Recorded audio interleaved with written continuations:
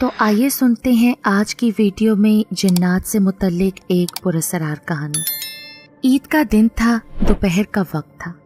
آج شاید گرمی پڑ رہی تھی، مگر اس سب سے بے نیاز لوگ عید منا رہے تھے۔ راشدہ نے بھی بچوں کو تیار کر کے باہر بھیج دیا تھا اور وہ خود بھی تیار ہو چکی تھی۔ مہندی تو اس نے رات کو ہی لگا لی تھی، جس کی خوشبو اس کے ہاتھوں میں بسی ہوئی تھی۔ اس نے اپنے آپ کو خوب سجایا، سنوارا اور خوب خوشبوئیں لگائیں، اور شیر خورمہ جو اس نے رات کو جا کر تیار کیا تھا وہ اپنے رشتہ داروں میں بانٹنے نکلی۔ اس کے گھر سے کافی دور اس کے بھائی کا گھر تھا۔ اس نے ان کے لیے شیر خورمہ ایک برتن میں نکالا اور دینے چلی گئی۔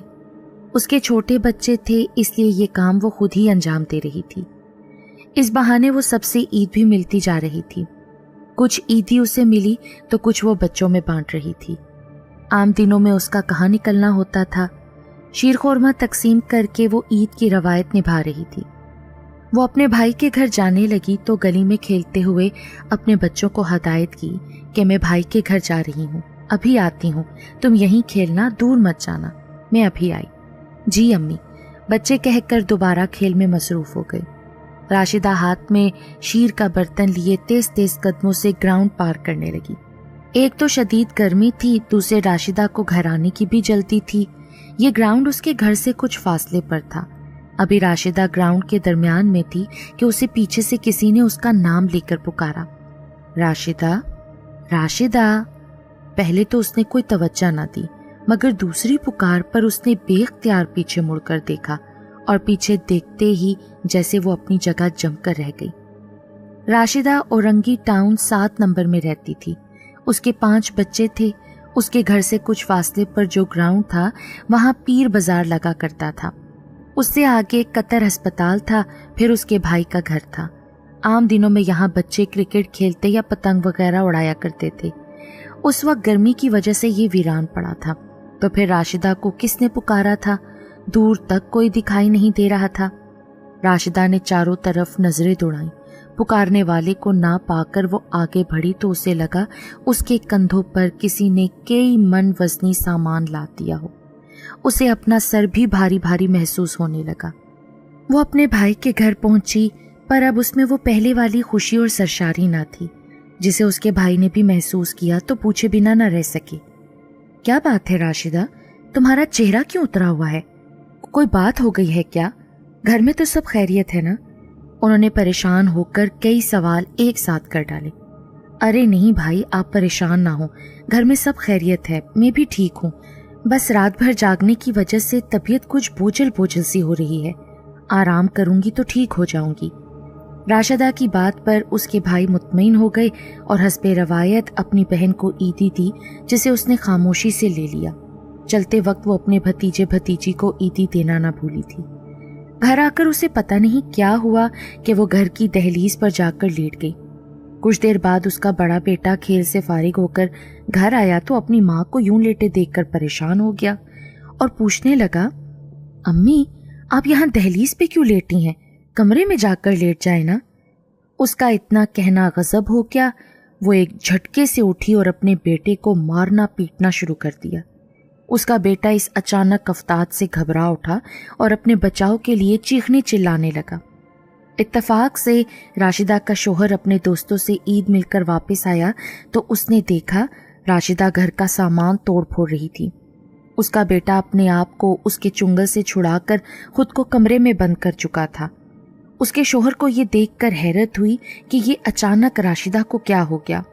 وہ آگے بڑھا اور بولا، راشدہ ہوش میں آؤ، یہ کیا تماشا لگا رکھا ہے، وہ بھی عید کے دن؟ اس نے قیمتی شو پیس اس کے ہاتھ سے لیتے ہوئے کہا، مگر راشدہ اپنے حواسوں میں کہاں تھی۔ اس نے غصیلی نظروں سے اس کی طرف دیکھا۔ کچھ دیر کے لیے تو اس کا شوہر بھی لرز کر رہ گیا۔ پھر اسے خیال آیا کہ اتنی گرمی میں بھائی کے گھر شیر خورمہ دینے گئی تھی، لگتا ہے گرمی دماغ پر چڑھ گئی ہے۔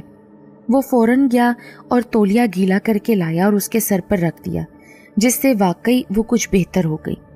اس کے شوہر نے اسے ٹھنڈا پانی پلایا۔ اس دوران میں اپنے باپ کی آواز سن کر اس کا بیٹا بھی کمرے سے باہر آ گیا۔ وہ حیرت سے اپنی ماں کو دیکھنے لگا۔ اس کی ماں نے کبھی اسے مارنا تو دور کی بات، اسے ڈرایا تک نہ تھا، پھر آج اس کی ماں کو کیا ہو گیا تھا جو اس نے اسے اس بری طرح مارا پیٹا؟ اگر وہ جان بچا کر کمرے میں پناہ نہ لیتا تو نہ جانے اس کا وہ کیا حشر کرتی۔ وہ یہ سب کھڑا سوچ رہا تھا۔ راشدہ اب کافی بہتر تھی۔ پھر وہ خود ہی کہنے لگی، چلو حمیدہ کے گھر چلتے ہیں۔ حمیدہ اس کی نند تھی۔ اس کے شوہر نے کوئی اعتراض نہ کیا اور وہ بچوں سمیت اس کی نند کے گھر آ گئے، جہاں سب نے ان کا پرتپاک استقبال کیا۔ راشدہ ان کے لیے شیر لائی تھی جسے کھا کر سب نے بہت تعریف کی۔ دوپہر کا کھانا کھا کر سب باتوں میں مشغول ہو گئے۔ کسی نے بھی اس طرف توجہ نہ دی کہ راشدہ کب ان کے درمیان سے اٹھ کر چلی گئی ہے۔ اس کی نند کی بیٹی نادیہ کسی کام سے نیچے گئی تو دیکھا کہ راشدہ بیچ دروازے میں چت لیٹی ہوئی ہے۔ اس نے کہا، مومانی اوپر چل کر لیٹ جائے نا، مگر اس نے کوئی جواب نہ دیا اور ایسے ہی پڑی رہی۔ نادیہ واپس اوپر آئی اور آ کر اپنی امی کو بتایا۔ جب سب نے نیچے آ کر دیکھا تو وہ بالکل سیدھی لیٹی ہوئی تھی۔ اب سب کو سمجھ میں آیا کہ وہ اتنی دیر سے کہاں غائب تھیں۔ وہ تو سمجھ رہے تھے کہ شاید راشدہ واش روم گئی ہوئی ہے۔ کسی کو سمجھ نہیں آ رہا تھا کہ آخر وہ یہاں آ کر کیوں لیٹی ہے۔ اس کے شوہر کو یہ دیکھ کر بڑی شرمندگی ہوئی۔ اس نے بڑی مشکلوں سے راشدہ کو اٹھایا اور اس کی طبیعت کی خرابی کا کہہ کر ان سے اجازت چاہی اور گھر آ گیا۔ بات یہیں ختم نہیں ہو گئی تھی۔ گھر آ کر راشدہ بالکل ٹھیک ہو گئی تھی، مگر رات کو اس نے اچانک چیخنا چلانا شروع کر دیا۔ بڑی مشکلوں سے اسے قابو کیا گیا اور اسے ڈاکٹر کے پاس لے کر گئے۔ اس کے شوہر کا خیال تھا بھری دوپہر گرمی کے شدید موسم میں دھوپ ہی دھوپ میں جانے سے راشدہ کے دماغ میں گرمی سما گئی ہے، اسی لیے وہ اس کے سر پر بار بار گیلا تولیہ رکھ رہا تھا۔ اس کے پاؤں ٹھنڈے پانی کے ٹب میں ڈالنے سے کچھ دیر کے لیے راشدہ کی حالت سنبھل جاتی، مگر اگلے ہی کچھ لمحوں میں یا کچھ گھنٹوں بعد وہ پھر پاگلوں والی حرکتیں کرنے لگتی۔ گھر کا سامان توڑنے پھوڑنے لگتی، جو سامنے آتا اس کی شامت آ جاتی اور اس کو وہ مارنے پیٹنے لگتی۔ غرض یہ کہ جو کوئی بھی اسے دیکھتا یہی لگتا کہ راشدہ کا دماغ چل گیا ہے۔ اس کے دماغی توازن کے بگڑنے کی وجہ سے اس کا شوہر بہت پریشان تھا۔ جب وہ چیخ چلا رہی ہوتی تھی ایک ہی بات کی گردان کرتی تھی، وہ دیکھو، ابھی تو وہ سفید کپڑوں میں کتنا چھوٹا سا تھا، اب وہ کتنا لمبا ہو گیا ہے، وہ مجھے مار ڈالے گا، اس کی آنکھیں دیکھو کتنی خوفناک ہیں، مجھے کہیں چھپا لو، مجھے بچا لو، وہ میری جان لے لے گا۔ کبھی وہ رونے لگتی، کبھی چلانے لگتی۔ ان تمام باتوں کا مطلب اس کے شوہر نے یہی نکالا تھا کہ راشدہ کا دماغ گرمی سے الٹ گیا ہے، جسے دور کرنے کے لیے وہ ہر طرح کے جتن کر چکا تھا۔ مگر جب پھر کوئی افاقہ نہ ہوا، کسی نے مشورہ دیا کہ ہو سکتا ہے آپ کی بیوی جھپیٹے میں آ گئی ہو، کیونکہ ان کی حالت کو دیکھتے ہوئے تو کچھ بھی کہا جا سکتا ہے۔ اگر آپ مناسب سمجھیں تو انہیں کسی عامل کو دکھائیں۔ اس کا شوہر راشدہ کے پاگل پن کی وجہ سے بہت پریشان تھا۔ اس نے اپنے علاقے سے کافی دور ایک پہنچے ہوئے بزرگ سے ملنے کا فیصلہ کر لیا۔ وہ جب ان کے پاس پہنچا اور اپنا مسئلہ بیان کیا تو انہوں نے راشدہ کو ساتھ لانے کا کہا۔ جس دن وہ راشدہ کو بابا کے پاس لے کر پہنچے وہ جمعرات کا دن تھا۔ جب ان کی باری آئی تو بابا نے سب کو باہر بھیج دیا اور راشدہ کو اپنے سامنے بٹھا کر کچھ دیر پڑھائی کی، جس سے اس پر سوار جن ظاہر ہو گیا۔ اس کا شوہر یہ دیکھ کر حیران رہ گیا۔ بابا نے انہیں سختی سے تاکید کی تھی کہ درمیان میں نہیں بولنا، اس لیے وہ خاموش تماشائی بنے بیٹھے رہے۔ بابا نے پوچھا، بتا تو کہاں سے آیا ہے اور اس عورت کو کیوں پریشان کر رکھا ہے؟ جن کہنے لگا، یہ عورت خوشبو میں بسی سجی سنوری جا رہی تھی، میرے راستے سے گزری، مجھے اچھی لگی، میرا بھی ادھر سے گزر ہو رہا تھا، اس کی خوشبو نے مجھے متوجہ کیا تو میں اس کے ساتھ ہو لیا۔ یہ کہہ کر جن خاموش ہو گیا۔ تم اس کو چھوڑ دو، اپنی دنیا میں واپس چلے جاؤ، اس کے چھوٹے چھوٹے بچے ہیں، سبھی پریشان ہیں۔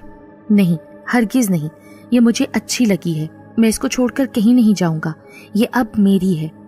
تمہارا اس کے ساتھ رہنا ٹھیک نہیں، کیونکہ اس کا شوہر ہے، بچے ہیں، تم کیوں اس کی زندگی میں زہر گھول رہے ہو، کیوں اس کی زندگی کو خراب کر رہے ہو؟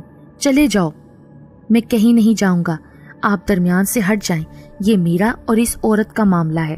جن نے ہٹ دھرمی سے کہا، دیکھو ہم تمہیں آخری بار سمجھا رہے ہیں، اس عورت نے نہ تو تمہیں کوئی نقصان پہنچایا ہے اور نہ ہی یہ تمہیں جانتی ہے، کوئی وجہ ہونی چاہیے ساتھ رہنے کی، تم شرافت سے اس کا پیچھا چھوڑ دو ورنہ ہمیں کوئی دوسرا راستہ اختیار کرنا پڑے گا۔